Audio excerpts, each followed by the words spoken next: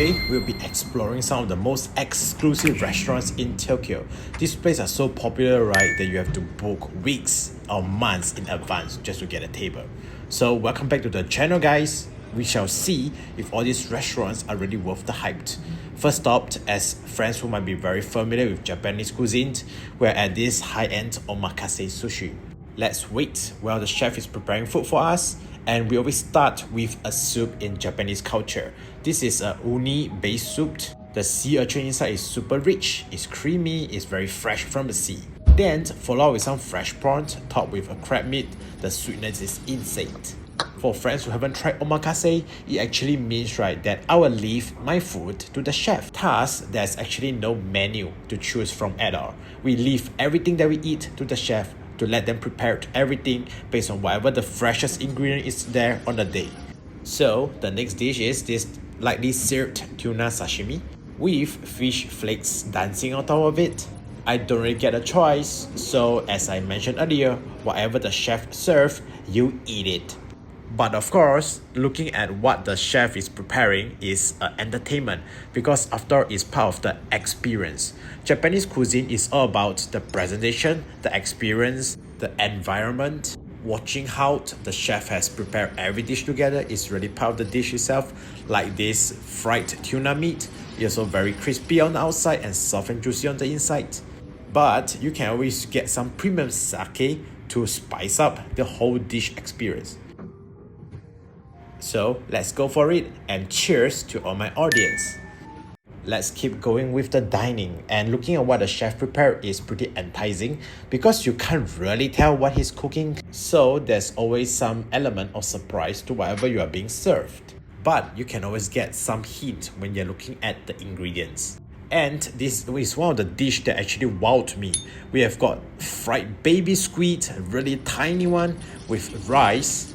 And it's a very cool dish because this is the first time I have ever tried baby squid. They are so small. And next up, some soft fish roll. It's paired with crunchy snowflakes. It might sound weird, but this combination is actually pretty nice. This is one of the reasons why omakase is so interesting, because a lot of food is being invented.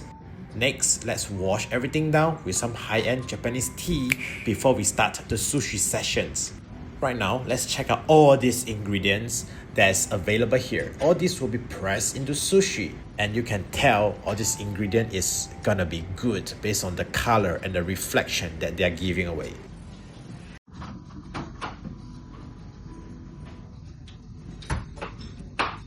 Now look at that, guys. Have a look at how skillful the chef is pressing on the rice. This takes years of training before a sushi chef can master the rice pressing technique alone. It's said that slightly wet hands, right, is much easier to help with shaping the sushi perfectly without crushing the rice. But the real part is not here. It is about pushing up the fish to be placed on top of it. You have to press it gently so it won't get crushed. And finally, a light brush of sauce before serving.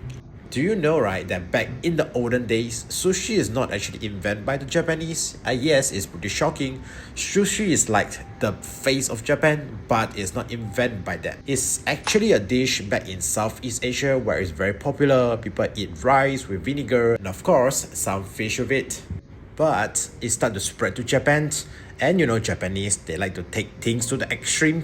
They have improved modern sushi and they bring it to the next tier like this. Look at how it's served right now. That's why high-end sushi feels so different. Of course, we are not only expecting fish here, sea snail and squid is on the menu too. Let's keep going while the chef is pressing a tuna-based sushi for us.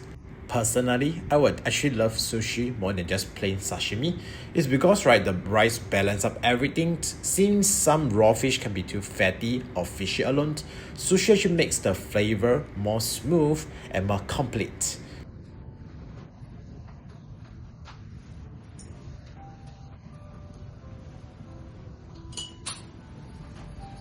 Right, our sushi is ready. Let's get going. We have caught some tuna-based sushi. Follow with this silver-skinned fish sushi. It's really nice to look. We have some sea snail sushi just now. And we have this cooked white fish sushi base. Later on, we'll be having some tuna roll. And finally, some fried bean curd sushi. There's so many flavors and the combination is like ever changing. This is the fun part of the sushi culture. Let's end this omakase soon with some Japanese egg roll and a wine-soaked plum. What a meal! Look at how beautiful is this plum. Japanese really take everything to the extreme. It's not just the taste, but the color and the outfit must be perfect. But we are not done yet. Next stop, we will be having some premium Japanese Wagyu barbecue. So something to take note here, don't judge a book by its cover, even though it looks pretty normal from the outside, but this shop is really hard to reserve. You can't just walk into this store, you need to pre-book it and it 2 weeks before you can get a spot. And they actually show a cert of whatever you are eating here. But if you are judging from the meat texture, I don't think you need a cert to tell that this looks good, right? Check out this raw Wagyu meat. It is indeed crazy. This is only possible if the beef is fresh enough and handled properly. With so many different parts of the cut of the meat, let's start the grilling session. And trust me, every part is delicious, every part has its own unique flavor. This first cut, we use lemon for lighter taste.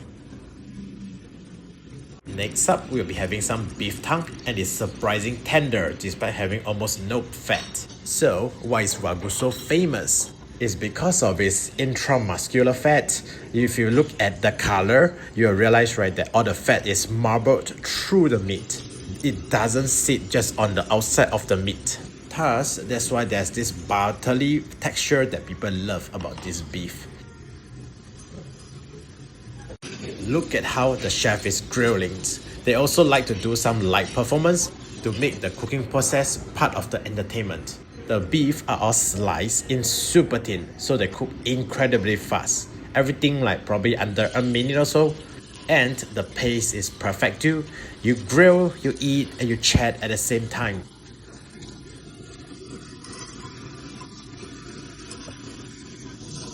Do you know how to make Wagyu beef taste better? It's the sauce. Having different sauce can make every bite much more interesting. Let's keep going and continue our sauce throwing process. This is a vinegar-based sauce. It's a great method to wash off the greasy taste from the meat.